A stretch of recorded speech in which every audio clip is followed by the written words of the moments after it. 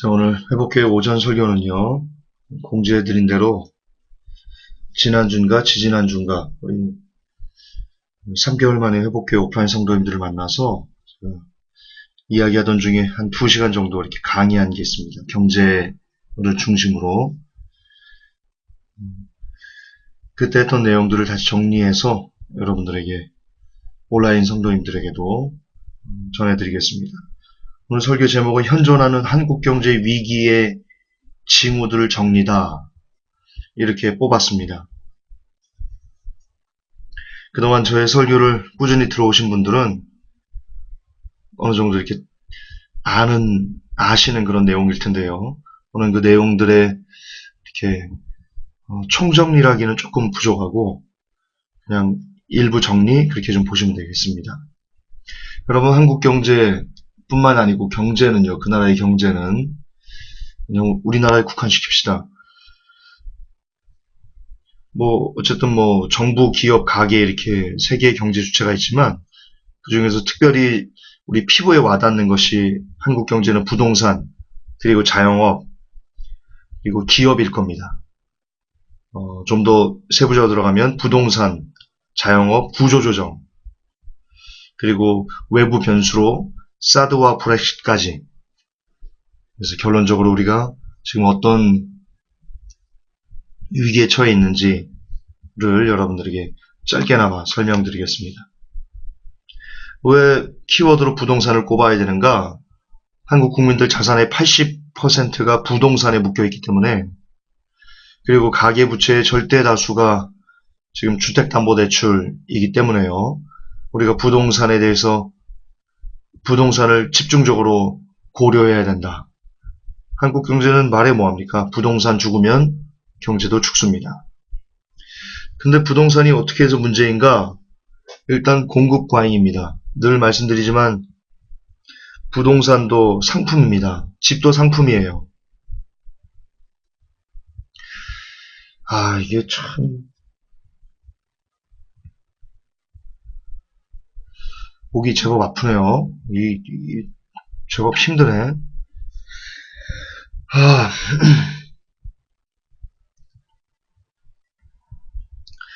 좀 특히 거북하셔도 양해하시고 들어주십시오.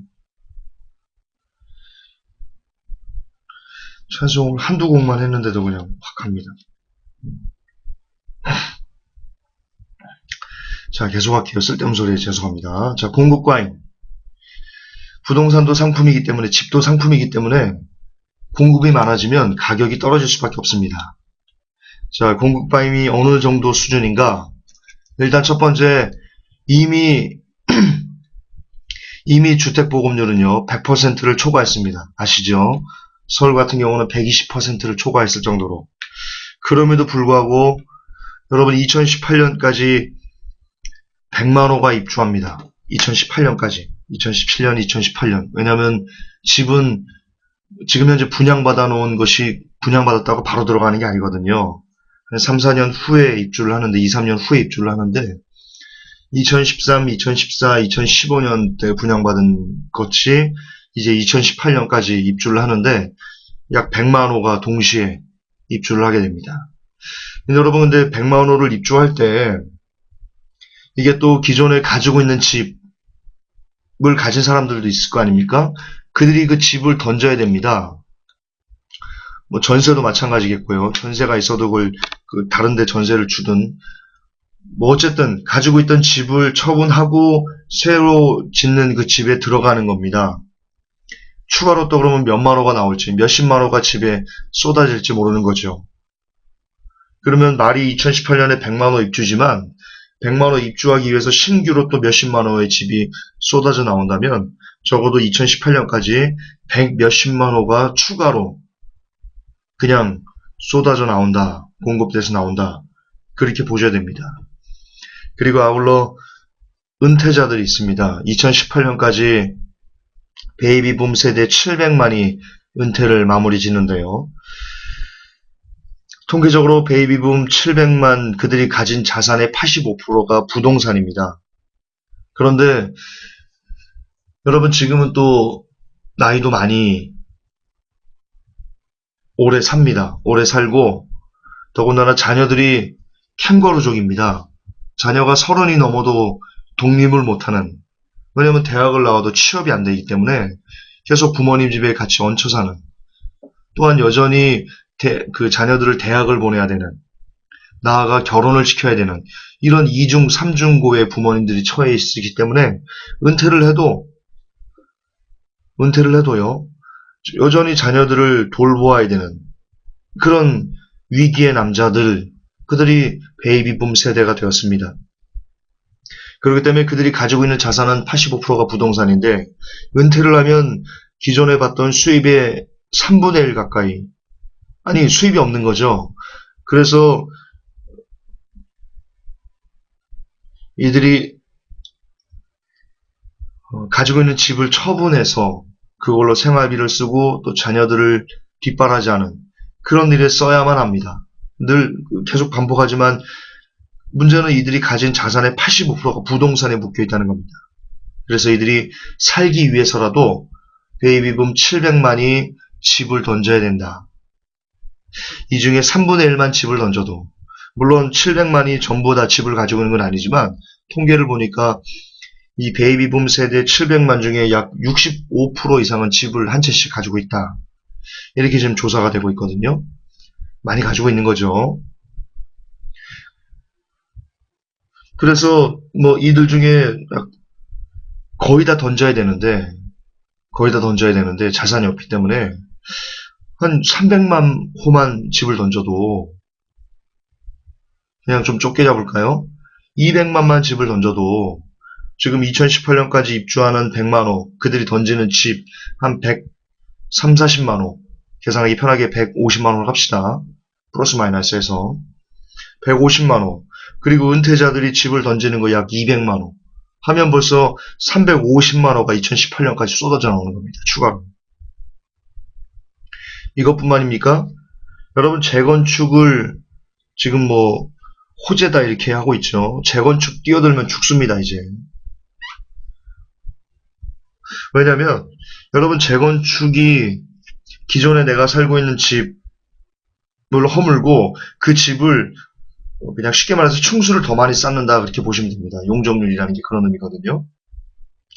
그래서 내가 이미 살던 집을 잠깐 다른 데 이사 갔다가 월세로 살다가 이걸 집을 지면 내가 다시 들어와요.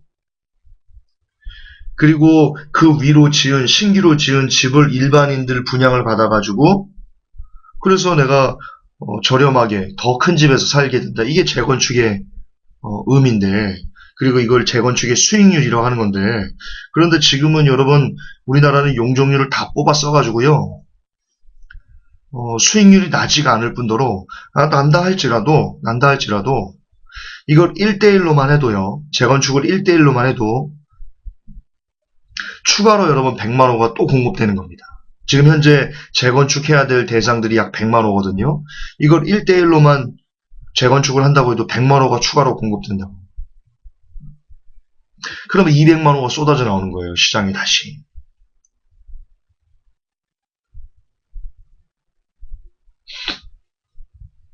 이게 어마어마한 겁니다. 그러면 추가로 100만 호, 아까 얘기했죠. 2018년까지 100만 호 입주, 은퇴자들 던지는 거 200만 호, 추가로 100만 호, 합치면 이것만 해도 벌써 450만 호가 추가로 공급되는 겁니다.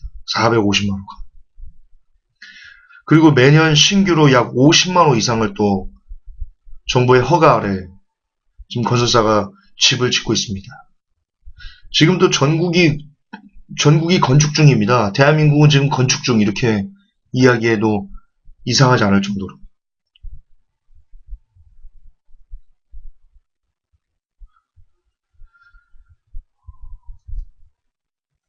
문제는 추가로 이렇게 신규로 공급되긴 하는데, 그리고 건설사가 이렇게 짓는데, 이거를 사실 건설사도 이걸 안 할 수가 없거든요. 왜냐면 건설사들이 아파트를 질 때 땅을 미리 사놓습니다. 그리고 거기다가 PF를 받아가지고 지금 아파트를 올리는 건데, 이 수만 평의 땅을 사는 것을 이거 어떻게 팔 수가 없어요. 아파트를 짓지 않으면. 누가 사겠어요, 그거를. 또 다른 건설사가, 이걸 일반인들이 수만 평을 왜 사요, 그거를. 지금 이 건설사들이 아파트 지으려고 따놓은 상인데, 사놓은 땅인데. 그러니까 건설사도 지금 울며 겨자 먹기로 지을 수밖에 없고, 참, 이런 진퇴양난에 지금 빠져 있는데. 그럼에도 불구하고 건설사를 망하게 둬야지 한국 경제가 사는데, 정부가 또 토건 세력들의 로비, 그리고 그들이 또 막 알력이 세기 때문에 이걸 어떻게 인허가를 안 해줄 수가 없는 그런 입장입니다. 어쨌든 이런 여러 가지 이유로 인해서 지금 공급이 엄청나게 지금 초과 공급이 되고 있는 상황이다. 근데 이런 공급 과잉으로 주택 가격이 하락한다면 여러분 심각한 위기가 여러분의 삶에 들이닥친다. 주택 가격이 하락하면 여러분 DTI를 다시 설정해야 되거든요. 주택 이걸로 제가 너무 힘이 드네요. 꼭 이런 강의 할 때는 힘이 드는지 모르겠어요.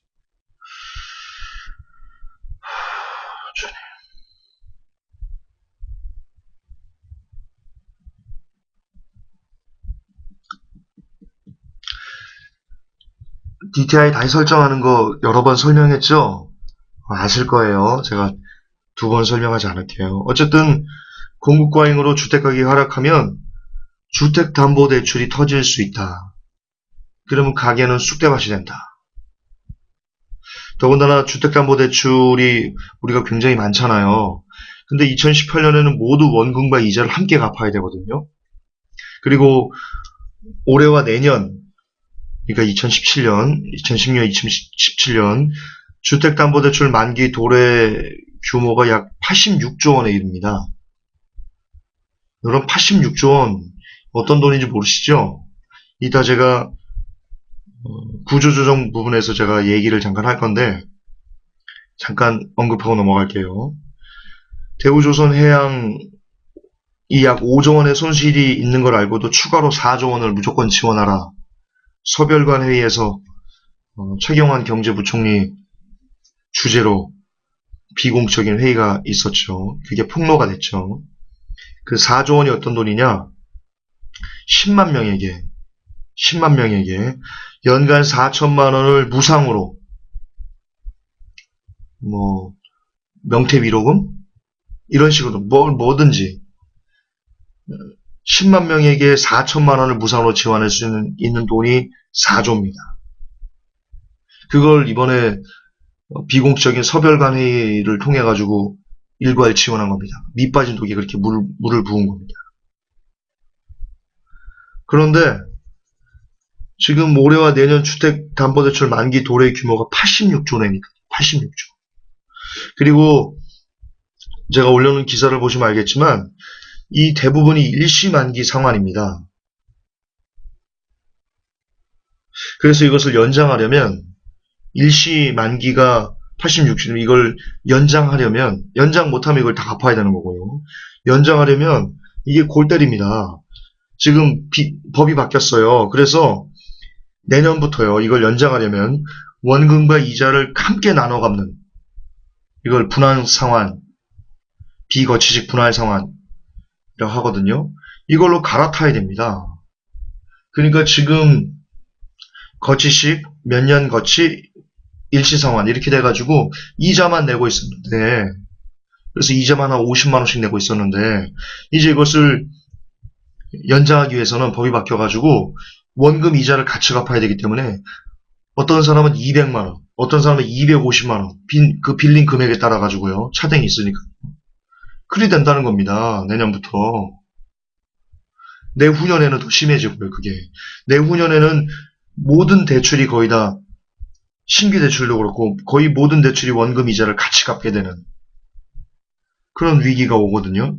제가 한국은행 그 담당자랑 통화한 거 올려놓은 거 들으셨지 않습니까?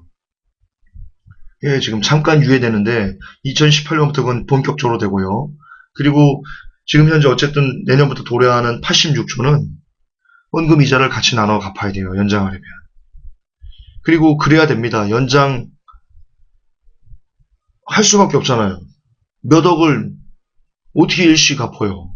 그 돈이 없어가지고 지금 은행에서 빌려서 집을 산 건데 지금 꼬였어 인생이 이제. 그렇게 빚내서 아파트 사지 말라고 그랬는데 꾸역꾸역 산 사람들이 이제 꼬인 거예요 이제. 정부의 부추김 그리고 언론의 꼬드김에 그들이 꼬여가지고 인생이 꼬인 거예요 이제. 큰일 났어 그 사람들. 제가 만약에 몇 년 거치 그리고 뭐 일시 상환으로 아파트를 제가 샀다면 몇 년 전에, 그래서 만기가 내년에 일시로 상환해야 된다. 그게 한 3억이다 그러면 정말 개인적으로 똥줄이 탈 것 같아요. 하나님을 믿는 믿음이 있음에도 불구하고 그게 고민되고 잠을 못 잘 것 같아요. 왜냐면 이제 연장해야 되는데 원금 이자 같이 갚아야 되는데 내가 200씩 어떻게 갚아요? 지금 이 사람들이 아파트를 왜 샀냐 그렇게 이 무리하면서 오를 줄 알았거든. 아파트 값이 오를 줄 알았거든. 그래서 그때쯤 되면 이거 팔아치우고 다른 데 갈아타거나 혹은 정부가 이렇게 법을 바꿀 줄을 몰랐지. 원금 이자를 같이 갚는 거. 뒤통수 맞은 거예요. 뒤통수 맞은 거야. 큰일 났어 진짜. 내년에 이 사람들 큰일 났어요 이거. 근데 문제는 아파트 가격은 계속 떨어질 수밖에 없습니다. 아까 말씀드린 공급 과잉이고 또 수요가 있어야 될 거 아니야. 아파트를 사줄. 그걸 생산 가능 인구라고 하는데 생산 가능 인구가 줄어요. 인구 절벽이 와요. 인구 절벽이. 2017년도부터 인구 절벽이 와요. 인구 절벽이 온다는 것은 더 이상 아파트를 사줄 세력들, 사람들이 없어진다는 거예요. 물론 일부 어처구니 없는 사람들은 지금 1인 가구가 많아지기 때문에 앞으로 부동산 괜찮다 이렇게 얘기를 하고 있어요. 이런 멍청한 사람들이 어딨어. 1인 가구가 누군데. 홀로 사는 독거노인들 늘어나고요. 자녀들이 버려가지고. 그리고 청년들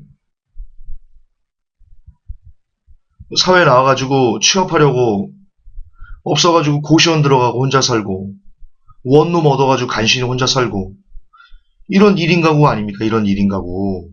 아니 고시원 사는 1인 가구 청년들 독거노인들 그들이 무슨 돈이 있어가지고 아파트를 사요. 몇 억씩 되는 걸. 말도 안 되는 이런 어리석은 말을 텔레비전에 나와가지고 공공연히 떠들고 있으니 1인 가구 많아지니까 아파트값 괜찮을 겁니다. 이런 참 답답한 그런 지경입니다. 1인 가구가 많아지면 많아질수록 잘 되는 건 고시원, 잘 되는 건 원룸 그 정도입니다. 그 정도입니다. 아파트 시장은 이제 죽을 쓸 것이다.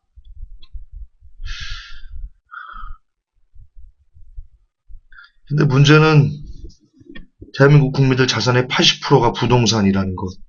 가장 심한 문제는. 그러므로 얼마 안 있으면 정말 얼마 안 남았습니다. 한국 경제가 망할 것이다. 저는 사람들이 제 설교 중에 단언하는 것을 좀 싫어해가지고 제가 되도록이면 안 하려고 하는데요. 여러분 믿거나 말거나 합니다. 저는 개인적으로 확실히 믿습니다. 한국 경제는 망합니다.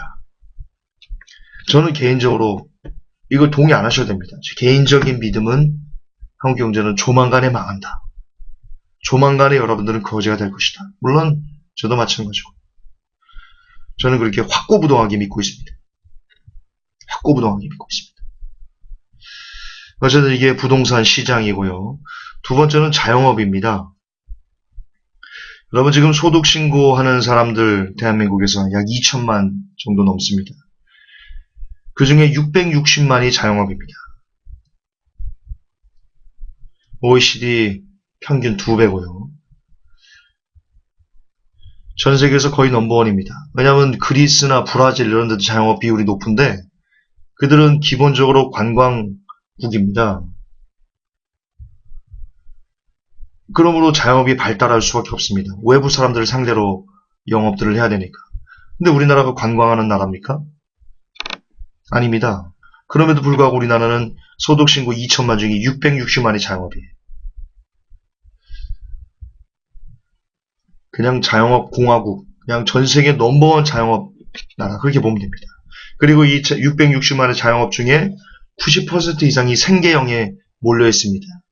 PC방, 미용실, 치킨집, 커피숍, 생계형. 즉, 뭔가 돈을 벌기 위해서 자영업을 하는 것이 아니라 먹고 살기 위해서 일자리가 없어서 자영업을 할 수밖에 없는 그런 나라가 바로 대한민국이라는 겁니다.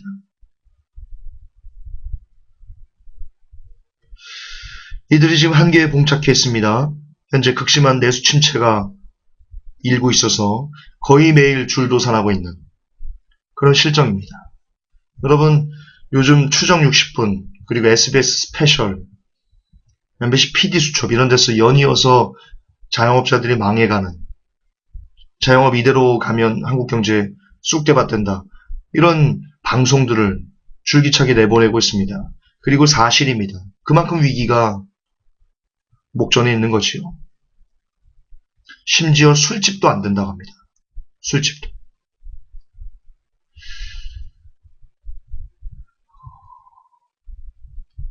왜 그러냐? 현재 과포화 상태입니다. 그렇죠, 여러분. 이 골목만 해도, 여러분 골목만 해도 보세요. 몇 개입니까? 커피숍이. 미용실이 몇 개입니까? 치킨집이 몇 개입니까? 안 될 수밖에 없습니다. 여기에 이제 추가로 은퇴자들이 2018년까지 이제 은퇴하는 그 700만을 지금 현재 350만, 400만 가까이 은퇴를 마무리했는데요. 그들이 자영업으로 지금 쏟아지고 있는 겁니다. 근데 2018년에는 총 토탈 700만이 쏟아져 나오는데 그 700만 중에 3분의 1만 자영업으로 들어와도 250만인가요? 200만인가요? 산수가 안 돼서 그들이 추가로 자영업에 쏟아져 들어옵니다. 뭔가는 해야 되고 뭔가는 해야 됩니다. 자녀들 먹여 살리려면. 답은 자영업밖에 없어요. 알면서도.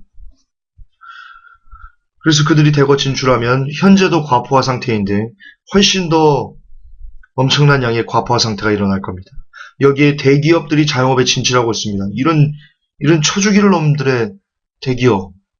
이게 있을 수 있습니까? 아니, 대기업 왜 떡볶이집에 진출하는데? 아니, 대기업이 왜 미용실을 진출하는데요?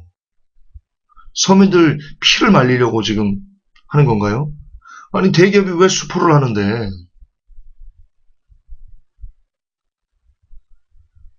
진짜, 나빠요, 이게. 여러분 생각을 해보세요. 여러분이 떡볶이집을 하고 있어요. 분식집을. 근데 대기업이 대형 프랜차이즈를 해가지고 막 여러분 있는 그 주변 떡볶이집에 쳐들어오는 거예요. 여러분이 닭집을 하고 있어요. 동네 사람들 상대로. 근데 거기에 대형 프랜차이즈로 들어오는 거예요. 대기업이. 닭을 튀겨서 막 주고 있는 거예요. 광고 엄청나게 때리고 텔레비전에서. 여러분 한순간에 거지 되는 거예요. 그 자영업, 그 닭집에 나는 내 전 재산을 투자했다니까, 전 재산을. 제가 지금 쳐죽일 놈들이라고 해야지 비속어 썼다고 여러분 저한테 욕하시나요?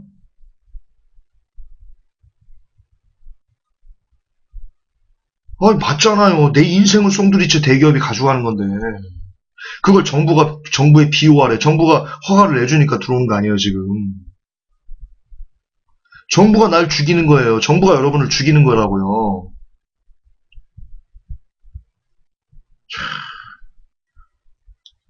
나쁜 놈 맞잖아요. 나쁜 놈을 나쁜 놈의 쓰레기로 해야지 이 사회가 밝아지지. 어쨌든 정부의 비호 아래 대기업들이 자영업에 속속 진출하고 있어요. 자영업은 근데 우리는 200만 중에 660만이 자영업인데 이 660만의 자영업을 지금 정부가 피를 말려 죽이겠다는 겁니다, 지금. 참 이게 문제가 또 하나 있어요. 아무리 거기서 이런 과포화 상태 그리고 뭐 이 치열한 생존 경쟁 대기업의 자영업 진출을 이겨내는 분들도 있어요. 그들을 이겨내고 정말 그 안에서 몇 년 동안 피눈물 잠도 못 자가면서 우뚝 이 자영업을 그래도 괜찮은 사업체로 일궈놓은 사람들이 있어요. 근데 문제는 뭐냐? 이게 건물주들이 그 장사가 잘 되는 거 보잖아요. 뭐 예를 들어서 여러분이 창조경제 곱창집을 한다 이거예요. 몇 년 동안 손님이 없는 것을 막 참아가며 은행 대출 땡겨가며 그것을 그리고 막 서비스해 가며 맛 제일 좋은 거 막 새벽 일찍부터 가가지고 시장 봐가지고 이렇게 해서 정말 거기를 몇 년 동안 눈물로 세워놨다 이거예요. 그래서 보니까 몇 년 지나니까 손님들이 막 와글와글해, 막 바글바글해. 건물주가 그걸 보면 무슨 짓을 하는 줄 알아요? 물론 대다수 뭐 거의 모든 건물주가 그런다는 건 아니지만 일부 건물주들이겠지만 근데 일부라기에는 좀 많은 그런 수치일 것 같은데 건물주가 그걸 보면요 욕심이 생겨요. 그리고는 지 아들이 놀고 있다 이거예요. 지 딸이 놀고 있다 이거예요. 얘기합니다. 나가라고. 언제 어때까지 집 비워달라고. 나 재계약 안 한다고. 그러면요 지금 법이 건물주에게 엄청나게 유리하게 돼 있거든요. 명도소송 막 해가지고요 그냥 쫓아내요 막. 그러면 권리금도 못 받고 시설 인테리어 그런 거 못 받고 그냥 보증금만 받고 쫓겨나는 거예요. 쫓겨나는 거예요. 그러면 거기에다가 자기 아들, 자기 딸이 그 곱창집을 운영하게. 야, 근데 이게 우리나라에서는 가능해요. 지금 상당수가 이런 피해를 보면서 피눈물을 흘리고 있어요. 그러니까 자영업을요, 못해도 망하고, 잘해도 망해요. 왜냐면 누가 좋은 건물주일지 모르거든요. 그리고 아무리 좋은 건물주라고 할지라도 팔은 안으로 굽는 거거든요. 지금 청년 취업 대단히 어렵잖아요. 보니까 내 피 같은 아들이 그냥 펑펑 떨어지고 막 놀고 있는 거예요. 내 생태 같은 자녀가 막 놀고 있는 거라고요. 근데 밤마다 집으로 올라가려고 보니까 1층에는 저 곱창집이, 곱창집이 너무 잘 되는 거예요. 1층에는 커피숍이 너무 잘 되는 거예요. 그래서 딸이나 아들이 얘기합니다. 아버지, 나 곱창집 한번 하면 안 될까? 저 1층 저거 잘 되잖아. 나 저거 하면 돈 좀 벌 수 있을 것 같은데. 이번에 계약 다 끝나지? 나 저거 주라. 여러분, 사람 욕심이 들어가면 그렇게 할 수밖에 없다니까요. 사람이 나쁜 게 아니고 돈이 나쁜 거죠. 돈이 왼수죠. 근데 돈에 눈이 멀어버리면요. 그 세입자들이 안 보여요. 그들이 어떤 노력과 어떤 피눈물로 그 장사를 일구었는지 그게 안 보인다니까. 그냥 뺏어버리고 싶어요. 내가 내 욕심 차리고 싶어요. 그게 사람의 악함이잖아요.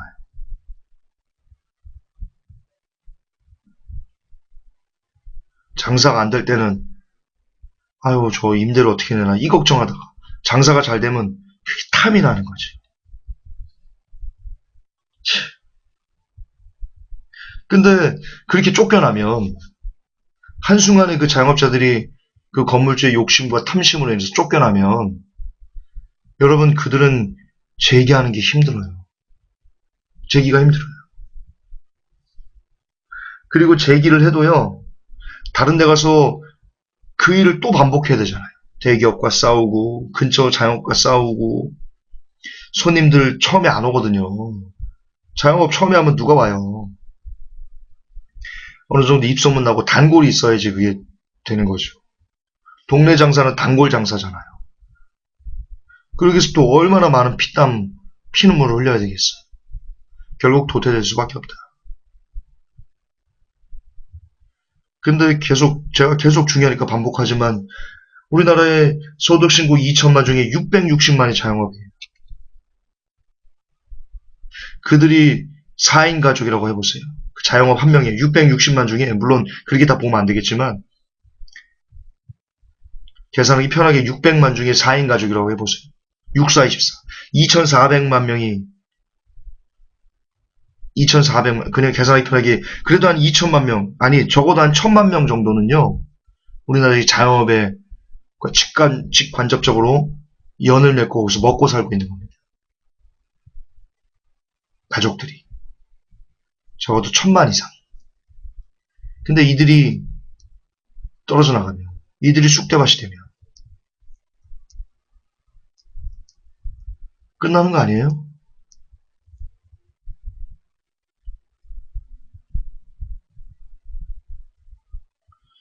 현재 여러분 이 자영업 대출이 계속 늘고만 있어요. 아시죠? 계속 늘고만 있어요. 이 의미가 뭔지 아세요? 지금 빚으로 돌려막고 있는 상태라는 거예요. 지금 자영업자들이 막바지에 몰려가지고요. 빚으로 돌려막기를 하고 있어요. 그래야지만 살 수 있어요. 그래야지만 연명할 수 있어서.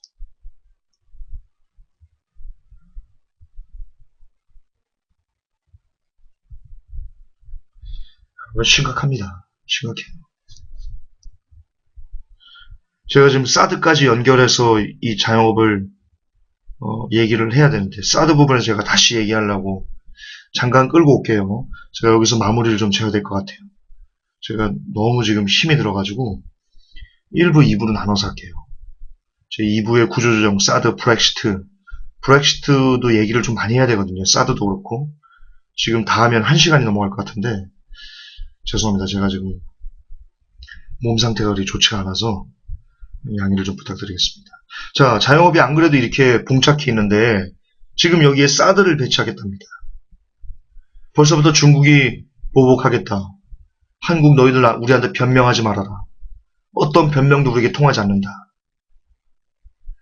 여러분 중국이 무역 보복을 시작하면요. 자영업은 그냥 쑥대밭대요.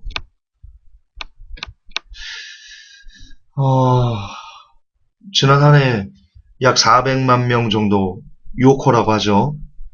중국 관광객들이 약 400만 명 정도 어린이를 다녀갔어요.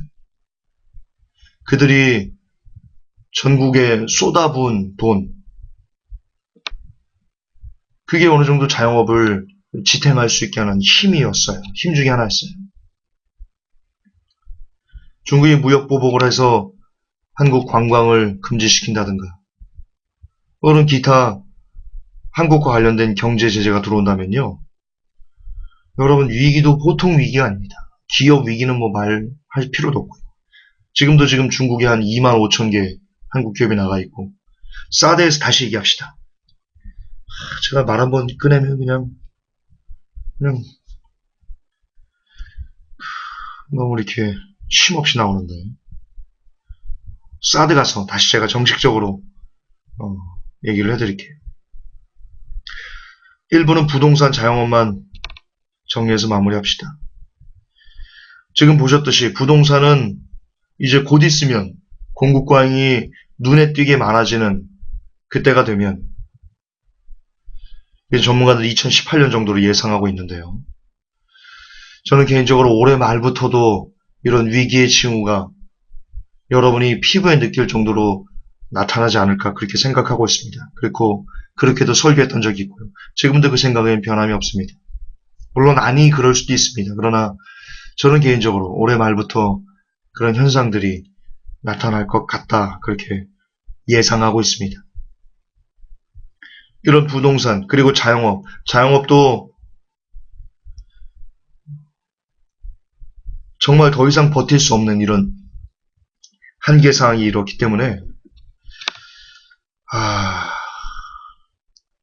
이들 역시도 올해 말부터는 큰 위기의 징후들을 지금도 경험하고 있지만 더 여러분도 느낄 정도의 그런 징후들을 일으킬 것이다. 저는 그렇게 보고 있습니다. 지금 현재 가계대출 1200조, 실질 가계부채 약 2000조를 육박하고 있는 상황에서 그 가계부채의 쌍둥이는 부동산 그리고 자영업 대출인데요. 부동산이 공급 과잉으로 무너지고 자영업이 더 이상 버티지 못해서 여러 가지 이유로 더 이상 버티지 못해서 그들이 두 손 두 발을 들면 연쇄 부도가 일어나서 결국 그동안 회복기가 6년 동안 여러분들에게 예측해드렸던 경제 붕괴 우리는 거지가 될 것이다 라는 것이 현실로 저와 여러분의 삶에 나타나는 그런 안타까운 시나리오가 어쩌면 몇 년 안에도 도래할 수 있을 것이다. 그렇게 예측해드리고 싶습니다. 예언은 아닙니다. 예측해드리고 싶습니다. 정말 여러분의 삶이 그다지 많이 남지 않았을 겁니다. 이런 평온한 일상적인 삶이 그다지 많이 남지 않았을 겁니다. 부디 그 위기를 잘 버텨낼 수 있도록 무엇에 우리가 매진해야 될 것인가. 이따 오후 8시 2부 때 구조조정, 사드, 그리고 브렉시트까지 다 총결적으로 이야기를 해드리고 마무리에 그 답을 어느 정도 좀 드려보겠습니다. 여기까지 1부는 여기까지 하겠습니다. 하나님, 현존하는 한국 경제 위기의 징후들을 정리하는 시간입니다. 부디 우리에게 어떤 위기가, 어떤 위험이 닥치고 있는지를 하나님 부디 우리의 눈을 열어주셔서, 우리의 귀를 열어주셔서 하나님 주의 재림을 기다리는 사람들이 더욱더 충심을 다해, 정성을 다해, 그리고 확고한 믿음 안에서 마라나타를 소망할 수 있게 도와 주시옵소서. 예수님의 이름으로 기도하옵나이다. 아멘.